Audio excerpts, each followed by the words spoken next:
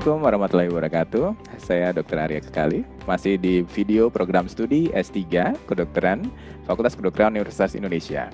Saya akan membawakan kelanjutan dari video sebelumnya, yaitu sekarang tentang aplikasi statistik deskriptif bagian pertama. Selamat mengikuti.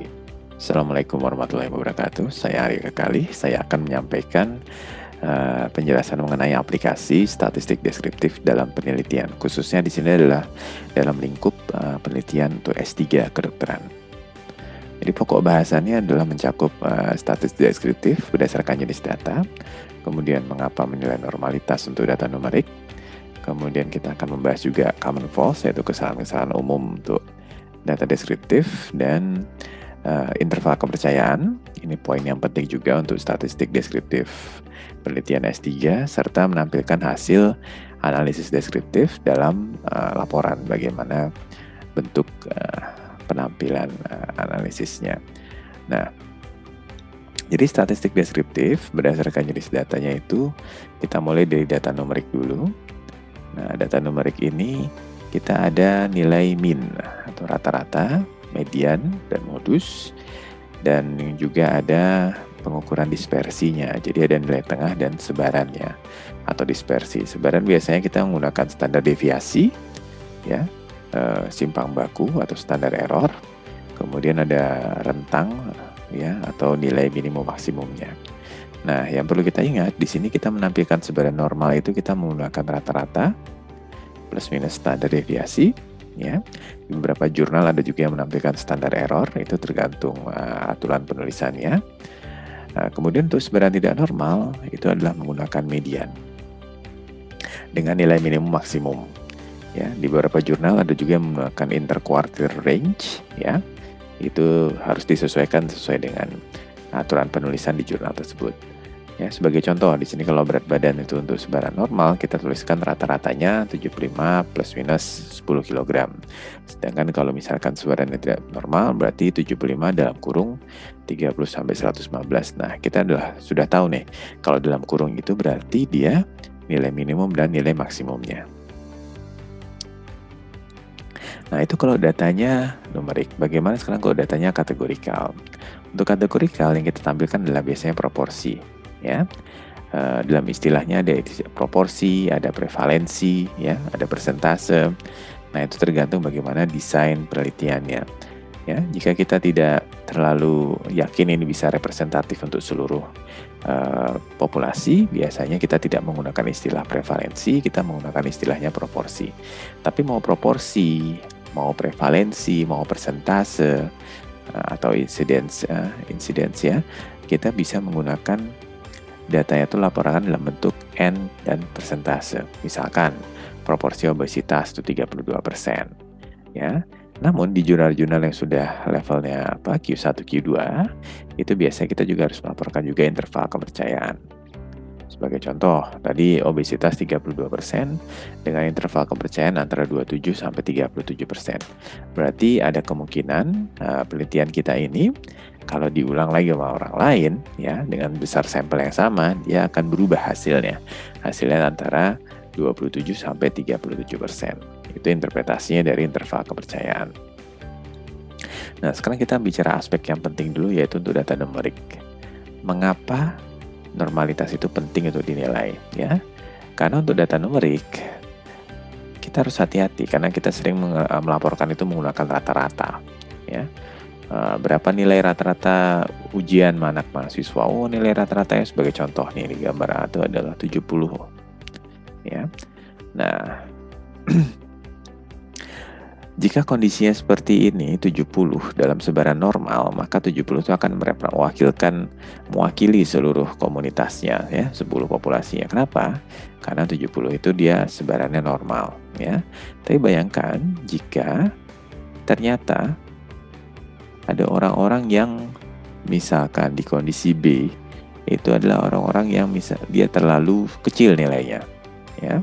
Ada orang harusnya rata-ratanya 70, tapi ternyata ada yang beberapa ujian susulan dan rata-ratanya dia bisa tergeser ke bawah kalau ada orang yang nilainya ekstrim terlalu rendah. Misalkan yang susulan nilainya jelek semua, ya. ada yang sekitar 30 gitu ya, sehingga tadi rata-rata 70 itu dia bisa bergeser ke bawah ya, hanya karena ulah orang-orang yang nilainya ekstrim. Sebaliknya, kalau misalnya tadi rata-ratanya 70 tapi ada yang nilainya ekstrim ya, ada orang-orang yang nilainya 100 katakanlah ya. Nah, itu tadi yang rata-rata 70 dia akan tergeser ke atas ya. Bisa jadi rata-rata jadi 85. Hanya masalahnya 85 ini dia tidak mewakili populasinya. Jadi kalau nilai ekstrim itu ada di data kita, maka nilai ini akan terpengaruh sehingga tidak representatif untuk mewakili kelompok subjek yang kita nilai ya. Nah, cara penilaiannya ada macam-macam. Yang paling sederhana ada coefficient of variance ya. Itu standar deviasi dibagi dengan min. Dikali 100% ya. Ada beberapa cut-off, tapi yang sering dipakai adalah yang kurang dari 20% ya. Beberapa cut-off yang lain ada yang kurang dari 30% gitu, tapi yang di sini yang sering dipakai kurang dari 20%. Ada juga rasio skewness ya, skewness dibagi standar errornya ya. Di sini patokannya di antara -2 sampai +2. Rasio kurtosis juga ada. Ada juga yang secara eyeball, secara visual, yaitu kita melihat histogram atau secara dengan box plot. Namun ada lagi cara yang lebih objektif, yaitu dengan uji normalitas. Uji normalitas ada banyak, namun yang beberapa populer di program-program aplikasi statistik adalah Kolmogorov-Smirnov dan Sapir-Whorf. Namun interpretasinya agak sedikit berbeda. Kenapa? Karena yang lebih dari 0,05 lah yang sebenarnya normal gitu. Dengan ada beberapa uji ini ya, kita biasanya harus melihat dulu dengan berbagai metode. Kalau ada satu metode saja yang kita hasilnya dia sebarannya normal, kita bisa interpretasikan dia sebarannya normal. Karena masing-masing metode di sini dia punya kelemahan dan kekuatannya ya. Sebagai contoh, coefficient of variance di sini dia sering dipakai. Nah, karena standar deviasi itu merepresentasikan bagaimana variasi dari nilai masing-masing subjek di kelompok tersebut ya. Nah, di sini sesuai yang kita bahas tadi, kita gunakan min plus minus SD kalau sebarannya normal, dan median maksud saya, dengan minimum maksimum jika sebarannya tidak normal. Nah, common false-nya adalah jangan sampai kita terbawa semuanya menggunakan rata-rata. Kita harus lihat tadi berdasarkan sebarannya normal atau tidak ya. Kemudian kalau kita datanya deskriptif, itu sampelnya harus cukup besar untuk mendapatkan interval kepercayaan yang bagus ya. Karena misalnya sampelnya terbatas, maka interval kepercayaannya akan terlalu lebar sehingga tidak meyakinkan ya. Dan yang paling sering dilakukan adalah kita sudah langsung mau melakukan analitik, sudah langsung mau melakukan perbandingan-perbandingan, padahal deskriptifnya belum dikuasai. Misalkan seperti ini, kita mau melakukan uji eksperimental untuk melihat apakah obat baru X itu lebih bagus dibandingkan obat standar.